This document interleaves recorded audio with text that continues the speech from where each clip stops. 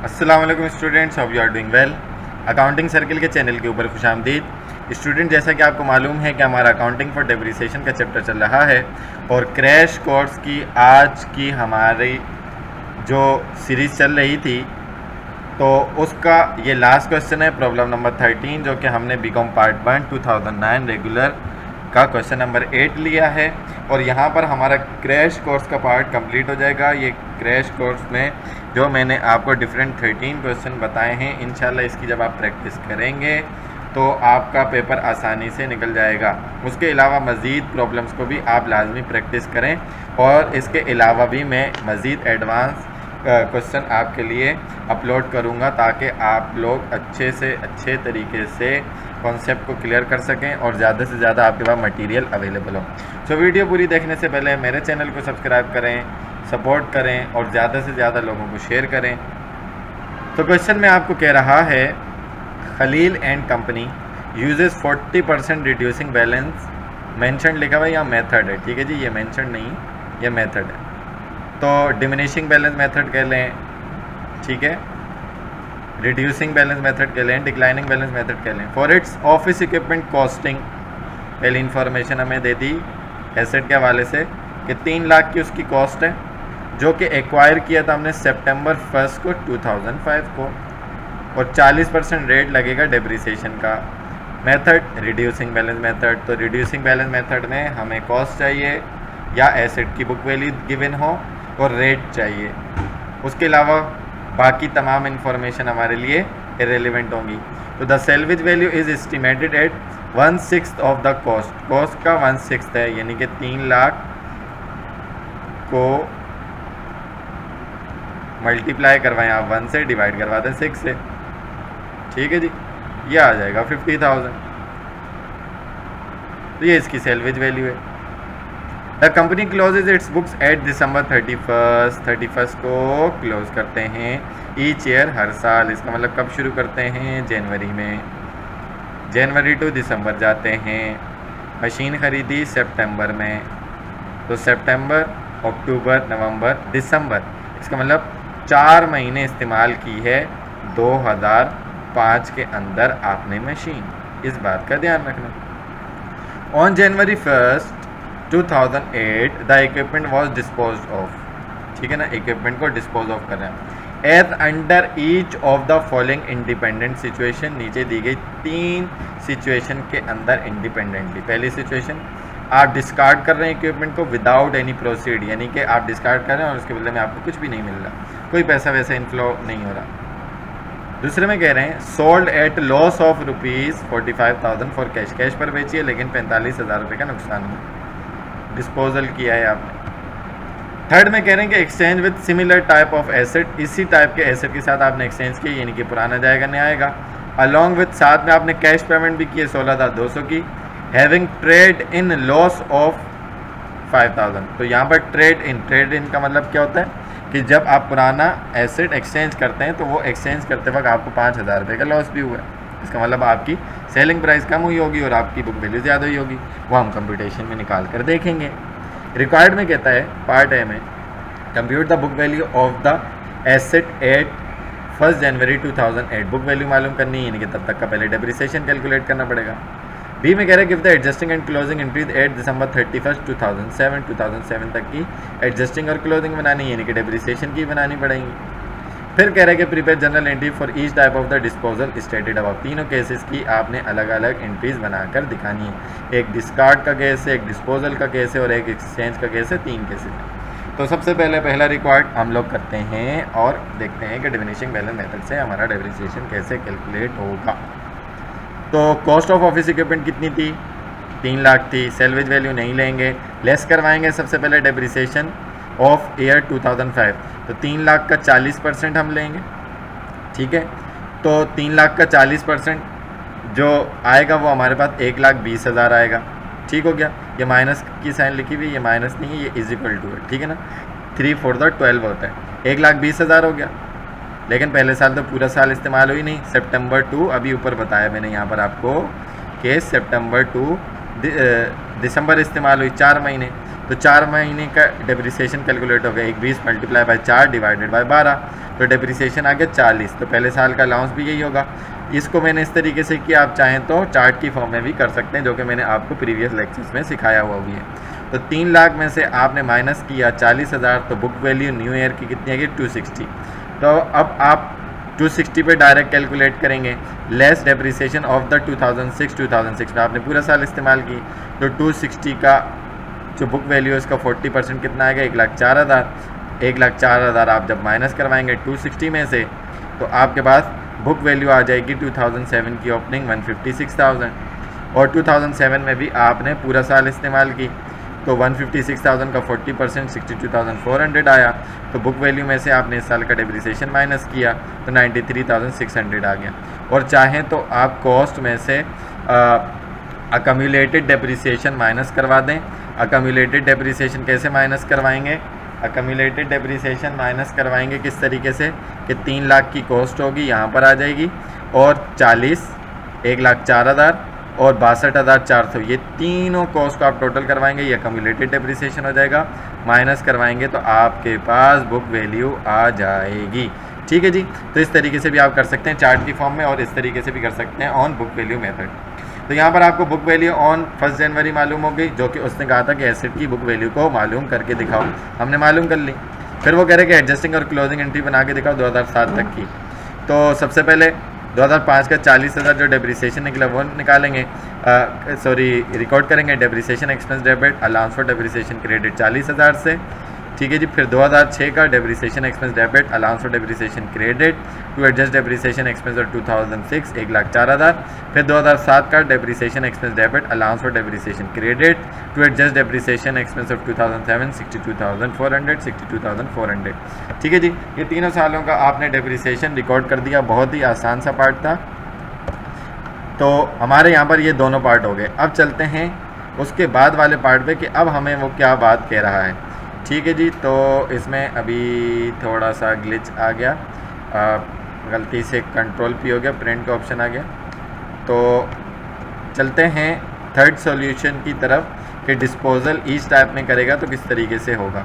ठीक है जी, तो यहाँ पर अच्छा एक चीज़ देख लें, क्लोजिंग एंट्री यहाँ पर मैंने अलग से बनाई हुई है कि पहले साल के डेप्रिसिएशन को जब आप क्लोज करोगे तो डेप्रिसिएशन एक्सपेंस क्रेडिट हो जाएगा और इनकम समरी डेबिट हो जाएगा। To close depreciation expense of 2005 40,000 से 2006 के एक्सपेंस को क्लोज करेंगे तो डेप्रिसिएशन एक्सपेंस क्रेडिट 1,04,000 और income summary debit 1,04,000 to close depreciation expense of 2006। इसी तरीके से 2007 के डेप्रिसिएशन को क्लोज करेंगे तो क्रेडिट और income summary debit 62,400 to close depreciation expense of 2006। ठीक है जी, तो ये एडजस्टिंग और क्लोजिंग एंट्रीज दोनों की हो गई। उसके बाद अब हम देख लेते हैं कि डिस्पोजल, एक्सचेंज और डिस्कार्ड में हमारे पास क्या कंडीशन निकलती है और तीनों पार्ट में हम किस तरीके से कंप्यूटेशन करेंगे और किस तरीके से उसकी एंट्रीज बनाई जाएंगी। सो पहले पार्ट में उसने कहा कि हम एसेट को डिस्पोज कर रहे हैं। अब हमारे एसेट की बुक वैल्यू कितनी थी 2008 यानी कि 1 जनवरी को जो हमने कैलकुलेट की थी ना।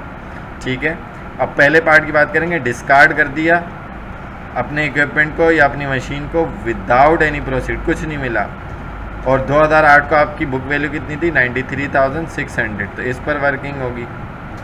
तो बुक वैल्यू ऑन जनवरी 1 2008 कितनी थी पहले केस के मुताबिक 93,600, लेस करवाएंगे सेलिंग प्राइस या प्रोसीड कह लें 0, तो इसका मतलब कि आपका एसेट पूरा का पूरा आपको लॉस दे रहा है कितना 93,600 का लॉस दे रहा है। ठीक है जी, तो इसकी पहले एंट्री बना लेते हैं। पहले केस की खलील कंपनी जर्नल।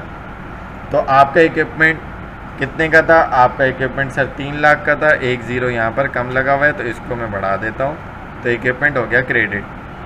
ठीक है जी, लॉस हो गया कितने का? लॉस ऑन डिस्पोजल 93,600 और अलाउंस फॉर डेप्रिसिएशन भी क्योंकि एसेट जा रहा है तो अलाउंस फॉर डेप्रिसिएशन क्लोज हो जाएगा 2,06,400। तो ये कहाँ से आया?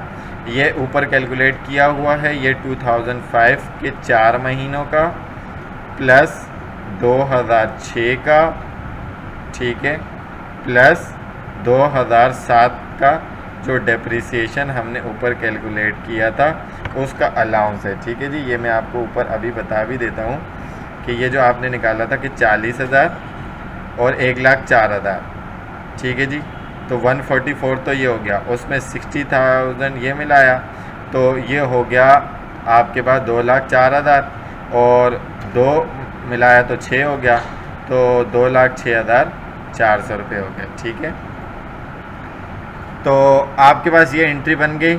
To record the discard of equipment without any proceed या ऑन लॉस कह सकते हैं आप। ठीक है जी। उसके बाद सेकंड पार्ट में अगर हम जाएं तो computation of balance received of cash, कितना बैलेंस रिसीव हुआ देखें। सेकंड पार्ट में उसने कहा क्या था, उसने कहा था कि आपने बेचा है 45,000 रुपये लॉस पर, यानी कि 45,000 का आपको लॉस हुआ है कैश पर तो बेची है लेकिन लॉस हुआ है 45,000 का। अब आपकी बुक वैल्यू याद रखें,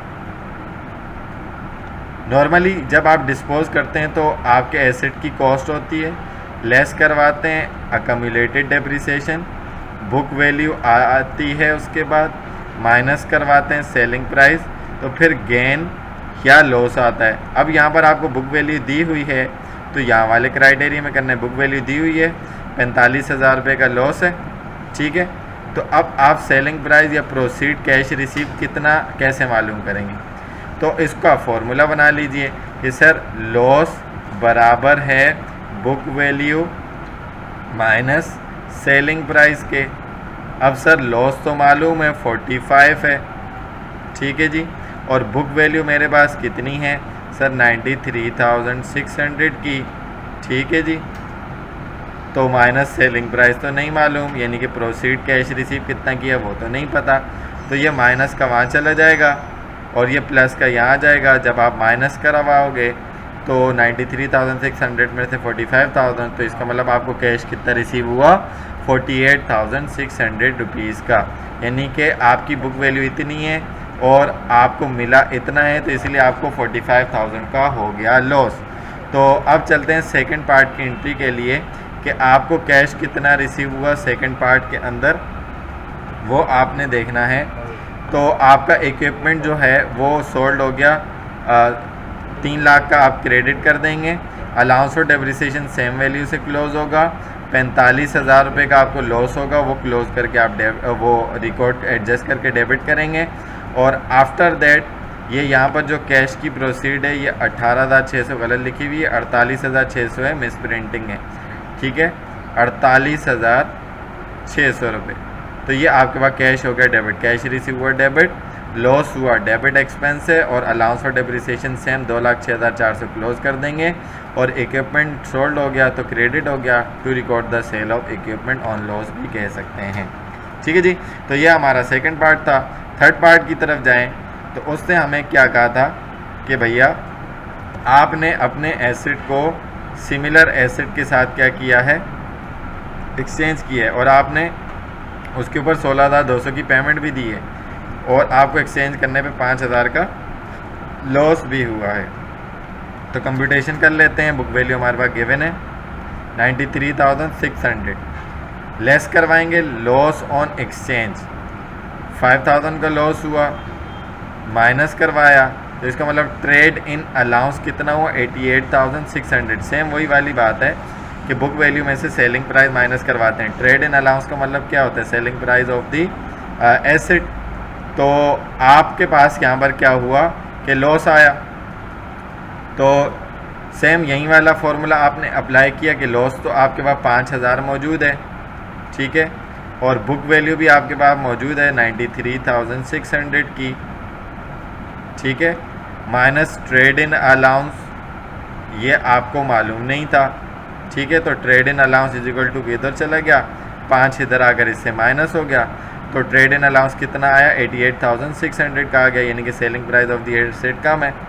और अलावा दी आपने मज़ीद कैश दिया उसके ऊपर 16,200 आपने उसके अंदर ऐड करवा दिया, तो इसका मतलब कॉस्ट ऑफ न्यू इक्विपमेंट कितनी आ गई 1,04,800 रुपये की। ठीक है जी, तो इसकी एंट्री बना लेते हैं। नया एसेट आपने न्यू इक्विपमेंट ख़रीदा वो डेबिट हो गया 1,04,800 का, पुराने एसेट का डेप्रिसिएशन क्लोज किया 2,06,400 से डेबिट, पुराना एसेट एक्सचेंज करने पे आपको हुआ लॉस 5,000 का वो डेबिट, इक्विपमेंट ओल्ड आपने बेचा तो वो हो गया क्रेडिट 3 लाख से, और कैश इजाफी आपने पे किया, एडिशनल पेमेंट की तो 16,200 वो हो गया क्रेडिट, तो दोनों साइड हो गई बराबर।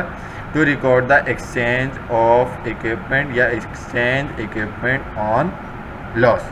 ठीक है जी, तो ये पूरा हमारा क्रैश कोर्स का पार्ट कंप्लीट हो गया। आई होप कि ये सारी सीरीज़ आपको अच्छे तरीके से समझ में आ गई होंगी।